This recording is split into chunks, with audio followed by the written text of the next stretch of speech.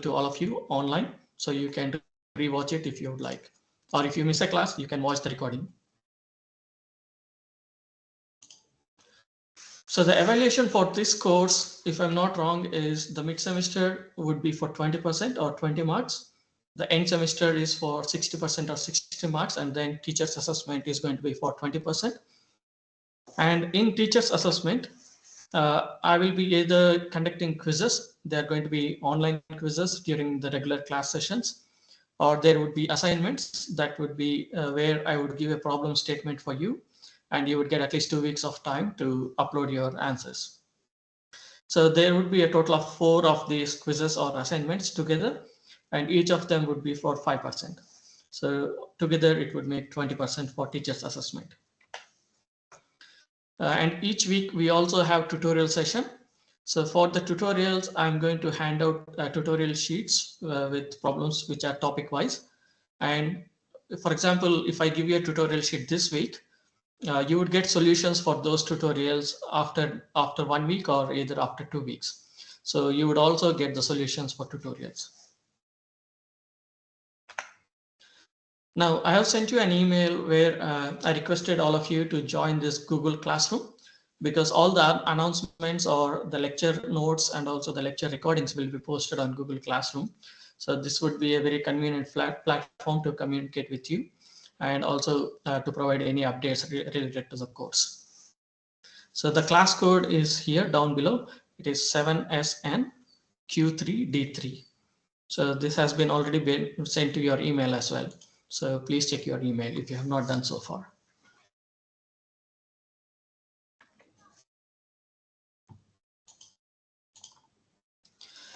Now, I know ChatGPT is everywhere and all of us love to use ChatGPT. And in this course, I would like to set out some guidelines for using ChatGPT or not using ChatGPT, especially for assignments and quizzes. So I would recommend or suggest you to use ChatGPT if you need help with writing some scripts or codes for programming. Or for example, if you have written your assignment yourself first and you would like to proofread it or correct your English, then you can use ChatGPT for assignments. And in this particular course, if you need further help beyond me, then you can also use ChatGPT to learn some of the concepts. But the use of ChatGPT is not acceptable if you're not solving the problem yourself or if you're not creating your own algorithm. So if you just simply rely on ChatGPT, then that is not acceptable. And if there is an assignment given to you, you should not just copy paste it to ChatGPT to generate the solution. So if you do that, it's not acceptable. And especially in quizzes, since these are going to be online quizzes, you should not use ChatGPT to cheat in the quiz. Now, in the assignments, I would like to give you an example. Here, what you see on the screen is submissions done by 2 different students on the same topic. But if you closely look at the submissions, you would find that both the submissions are similar. So there is a difference in the font size or the type of font the students have used, but essentially both the assignments are similar. So if you are just copy pasting from one of your friends or one of your classmates, then both of you are going to lose marks in this course. And please keep in mind, this is going to be absolute marking if I'm not wrong. So in absolute marking, then your grade is going to depend on how many marks you score overall. Whereas if it was relative grading, then it's a bit flexible for you, but in absolute marking, you need to be careful of even 1 mark. So if you try to cheat by copy pasting from one of your friends or classmates, it is very easy to detect, because you may be aware that we have very advanced softwares or tools which can easily detect how much you have copied from your friend. And if that is the case, then both you and your friend are going to lose marks. So please keep this in mind, that there is no escape if you start cheating. Now let's look at this course. So I would like to today introduce the course. So this may not be a very long lecture today. From the next lecture, we are going to get into details of this course. So why do we need to plan and manage water resources? So what is the need that we need to do this? So what do you see on the screen? Does anybody want to make a comment on it? No, sir. All right, anyone else?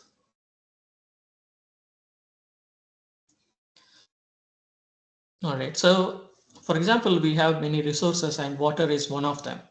And the water, the amount of water or the quantity of water that we have is very limited. And so we need to make an effective use of what we have. For example, you might be aware that there is a lot of climate change impacting our hydrologic cycle. And as a result, you are seeing in regions where earlier there has been not much rainfall. Now we have very huge amounts of rainfall happening. Or in regions where there was excess of water resources, now people are facing droughts. So if there is too little water in a place or too much water, then we need to start planning how do we manage this water. So one of the impacts of too much water is flooding. So what you see in one of the pictures is flooding in Chennai. So if we have too much water, then it is going to disrupt our lives, and it's also going to cause a lot of damage to the properties. So we need to manage that water. And what happens if there is too little water? Then the people who are dependent on agriculture, they're going to lose their livelihoods. And for people who are dependent on agriculture food, like all of us, we are going to be deprived of food. So that is why we need to manage water where there is too little water. And the other problem is, for example, if you look at any of the rivers in India or in many of the countries, with rapid industrialization, now we have a lot of pollutants that are being released into the rivers without being treated. And that is causing a lot of problems for the ecosystems within the rivers. So the polluted water is also one of the major issues that we need to tackle. So these are some of the examples why we need to plan and manage our water resources. And when we are talking about managing these water resources or planning these water resources, at what scales do we need to plan or manage these? So for example, when I talk about spatial scale, so what do we mean by spatial scale? Does anybody want to make a comment on it?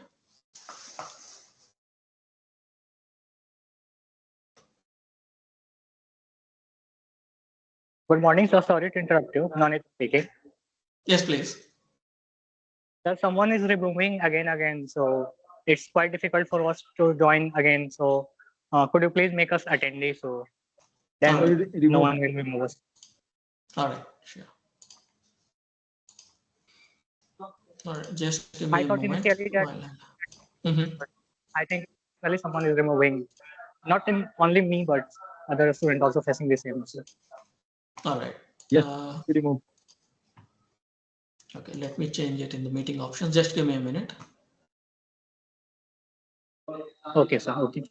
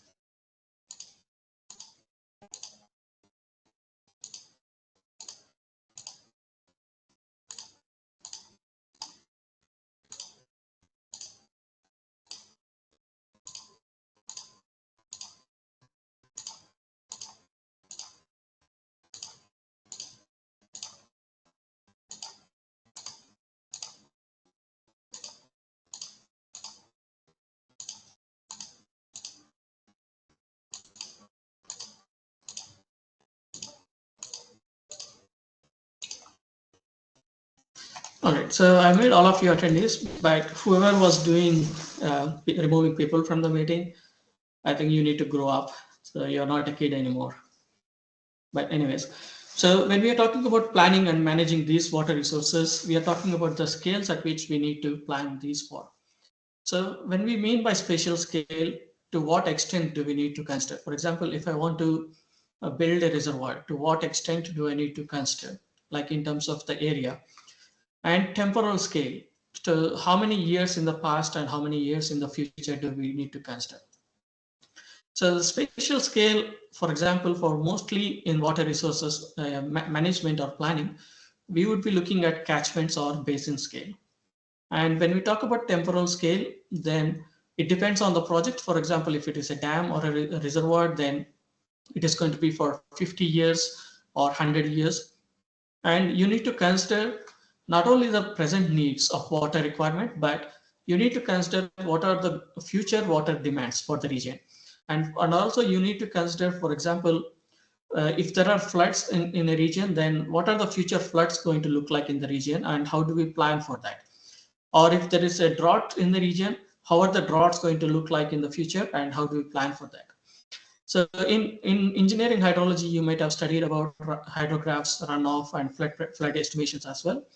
So now we have very advanced tools like, for example, SWAT is a model, which is soil and water assessment tool that can give you what the future flood is going to look like even in the year 2100. Or there are advanced tools that can give us how the drought is going to look like over entire Indian subcontinent region. So we have to make use of such tools to be able to plan and manage the water resources effectively, and not just for today, but for future demands as well.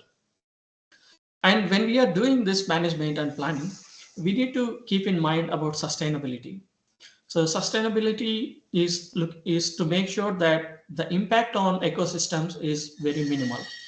So we need to be careful about what we do and the footprint that we leave when we plan for a water resources system. So in managing these water resources, there are basically two approaches. One is top-down approach and the other is bottom-up approach.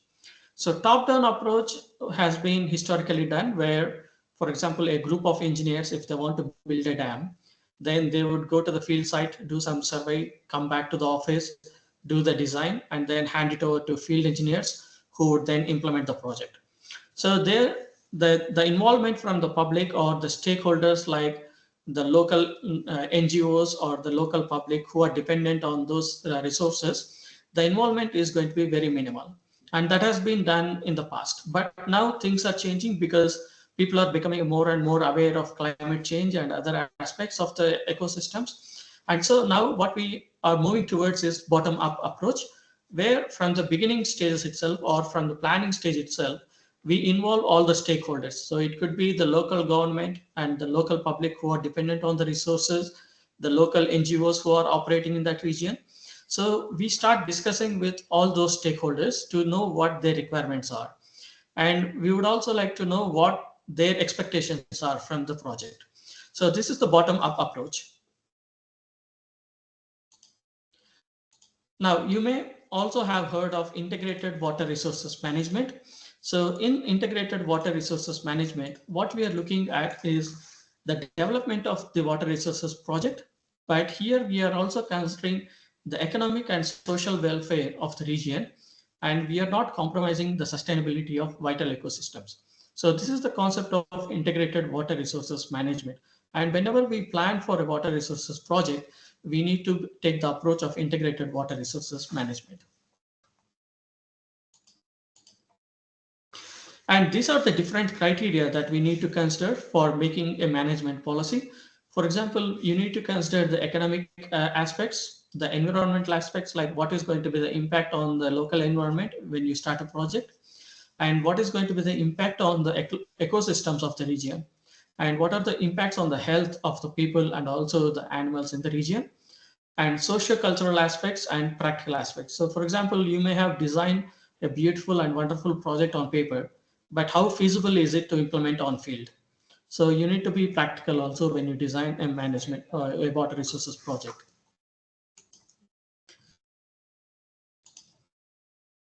Now, let us get into the concept of system, because this course is all about water resources system. So here, any water resources project, we are going to talk in terms of a system.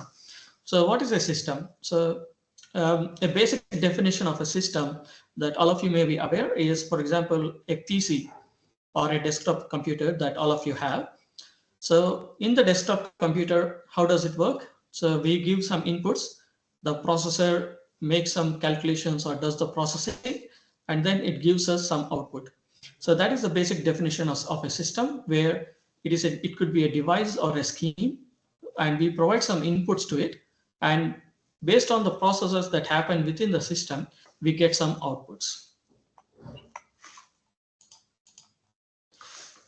And when we talk about water resources management, here we are talking about, it could be, for example, a structure, a hydraulic structure, or it could be a device or a scheme or a procedure that interrelates in a given time. So if we have some input, then it is going to consider all the causes, stimulus, and other information, and it is going to give us some output.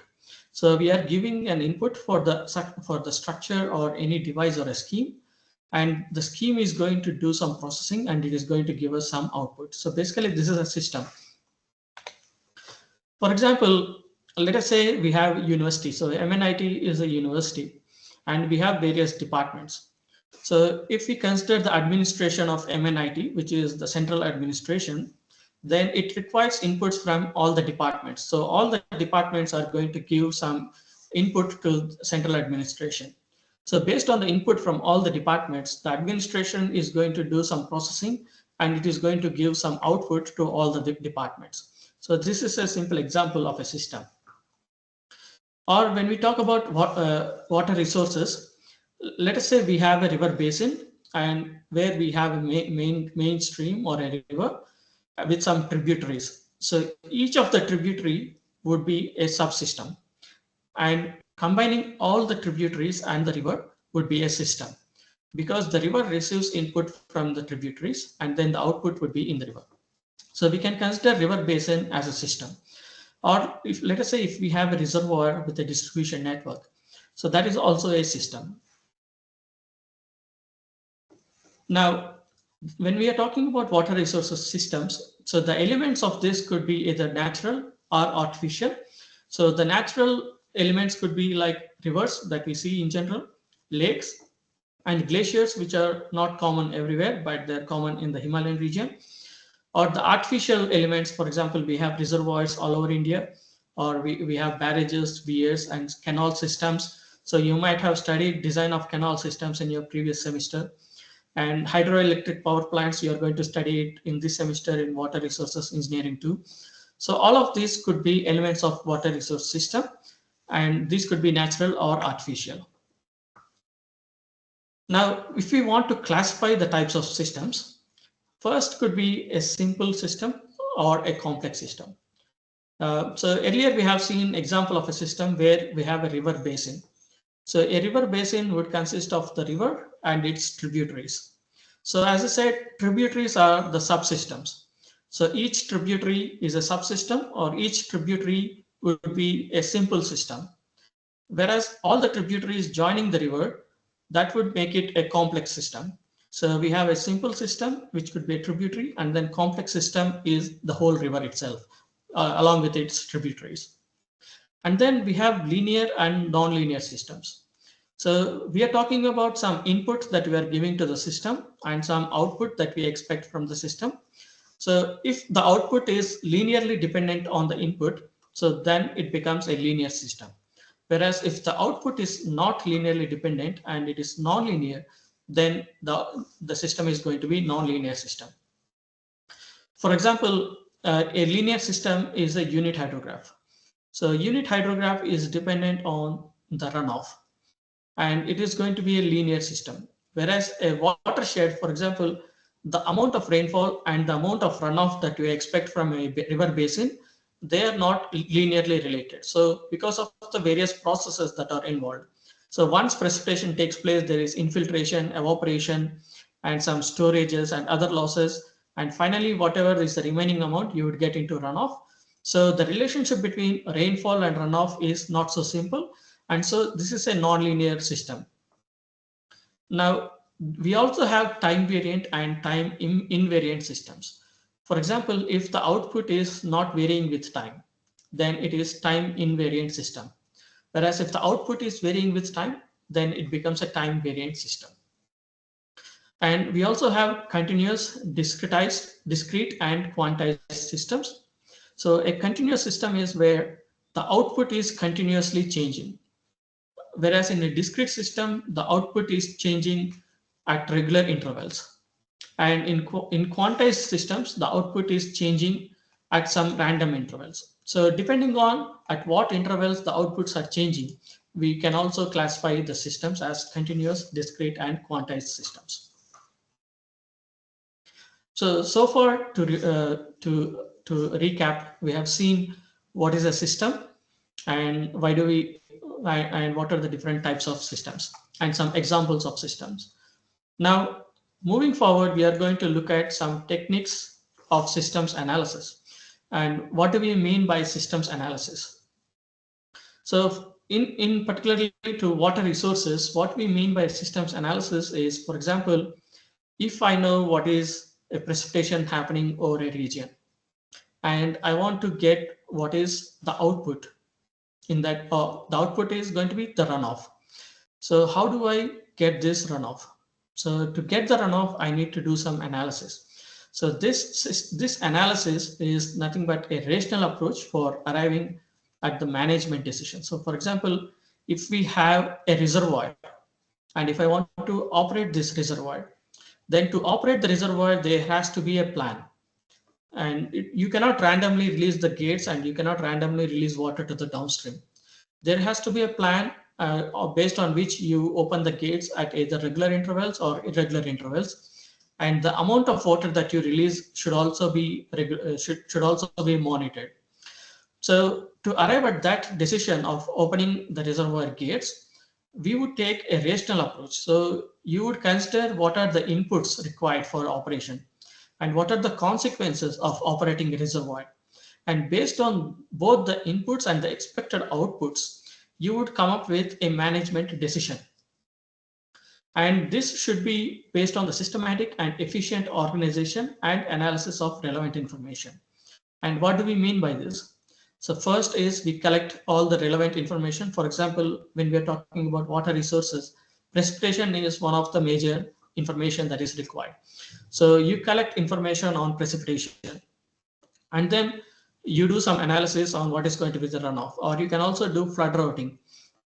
So based on the flood routing, you come up with a plan on how to and when to operate the reservoir gates. So this is the systematic and efficient organization and analysis of relevant information. So this is what we mean by systems analysis. So a system is where we have input and we get some output based on the processes. And systems analysis is we have some input, and then based on the input, we analyze all the data.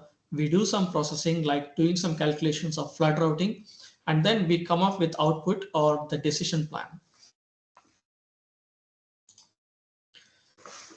And in particular, for example, if I want to give some examples of problems that we will be dealing as water resources engineers. So first is the prediction type of problems. So far we have been talking about rainfall runoff. So that is going to be the first example.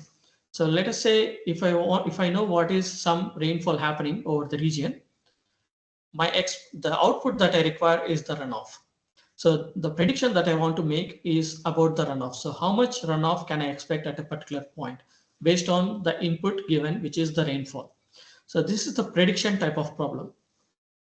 Or let us say in a reservoir system, for example, if I know what is the inflow coming to the reservoir and then what is the storage in the reservoir, then the output that I want to calculate is how much water can I allocate for agriculture based on the input or the inflow and the storage in the reservoir. So the prediction that I want to make is how much water can I draw from the reservoir and provide it for agriculture. So these are called prediction type of problems. And then we have identification type of problems. For example, let's say we have some precipitation, which is the input, and then we have also the output. So we have both input and the output. But what we want to figure out is what is happening in between the input and output. So let's say we have precipitation over a region, and then we have runoff of that particular stream. Then based on the input and the output, we can calculate what is the unit hydrograph. So here we are trying to identify the process that is happening within the system. And similarly, in a reservoir, for example, we have an input, which is the inflow, and then the output could be, for example, I want to draw some 10 meter cube per second of discharge for agriculture. So if I have an inflow of 100 meter cube per second, and then I want to draw an outflow of 10 meter cube per second. So what is the decision policy that is being followed in the reservoir system? So this is where we are trying to identify the decision flow chart for the reservoir. So here we are trying to figure out the process that is happening between input and the output. And then the synthesis. So synthesis are much more complex problems compared to both the earlier type of problems, which are prediction and identification type of problems. And we are not going to look at these type of problems in our course for this semester. But these are the problems where we don't have any input or the output. For example, if I want to predict what is going to be the flood for Ganga River, imagine we don't have any data on the rainfall, or if I don't have any data on historical flood discharges, then it becomes very complex for us to predict what is going to be the flood discharge in the future. So this we are not going to look at in this semester. And there is also one more example in constructing the synthetic unit hydrograph. So in engineering hydrology, you might have studied about unit hydrograph and synthetic hydrograph. Now, this is the process for systems analysis. This is a 5-step process in the systems analysis that we follow. The first is to define the problem. So what is the problem? Is it to calculate how much output that I want to draw from a reservoir, or is it to come up with a decision plan for operating the reservoir?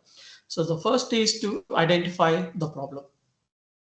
And the second is to identify the system. For example, when I talk about constructing a reservoir close to Allahabad, and I want to construct on Ganga River, then my system would become the Ganga Basin.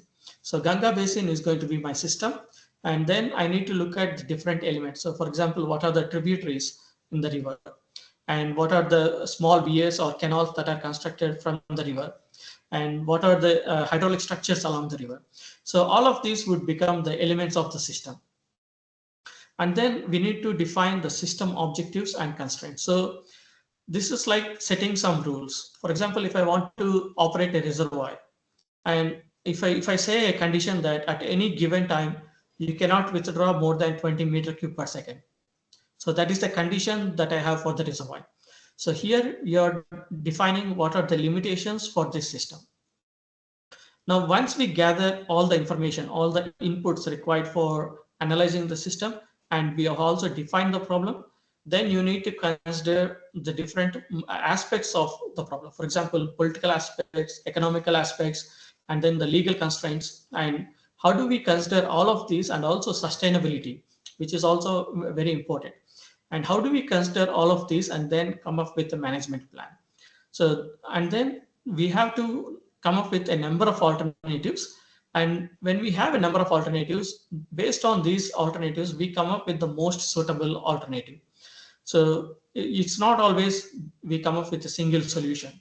So we have to have multiple plans, and out of these multiple plans, which is the most feasible and which is going to be the most advantageous for us. So then we need to make a decision based on the alternatives we have. Now, the techniques for systems analysis, we are going to look more in detail in this course. So there are multiple types of techniques or methods to analyze these systems. The first is linear programming. So you have some input and then you want to get some output. So this is linear programming, and this is very simple and straightforward. And we also have nonlinear programming, which is slightly for complex problems. And then we have dynamic programming, which, for example, a reservoir operation. So I'm going to take the example of reservoir operation again and again. So if I want to operate a reservoir, then the reservoir operation is not going to be a one-day job. So you have to operate the reservoir, or it could be on a daily basis, or it could be on a monthly basis, or it could be on annual basis. So here, what you're doing is recurring again and again. So that is why here dynamic programming talks about sequential decisions over time. So it could be 6 months from now, how do we operate the reservoir?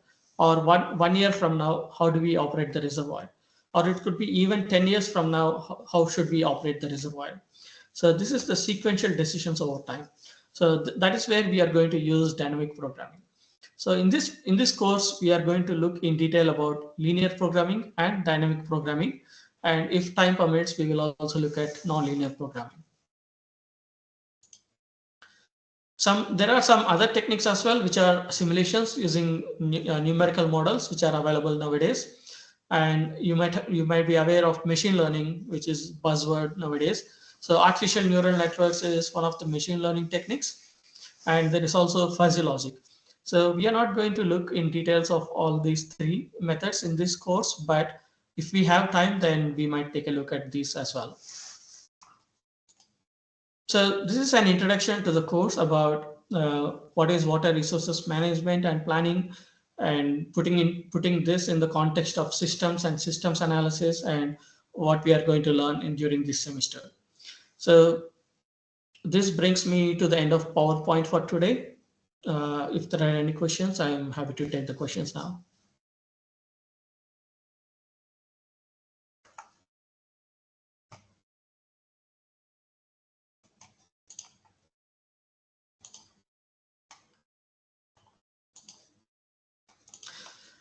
So as a reminder, I'm going to upload the presentation as well as the recording to Google Classroom. So it would be advantageous for you if all of you can join the Google Classroom.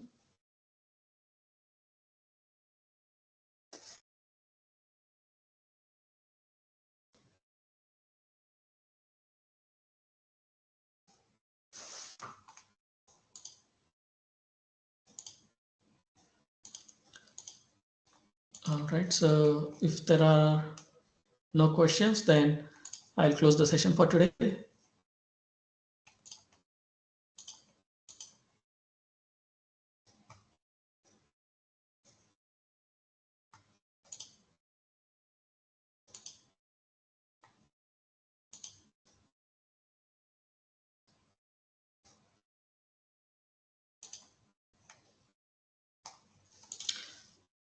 All right, so I don't see any questions. So I'll see you all in the next class. Thanks for joining.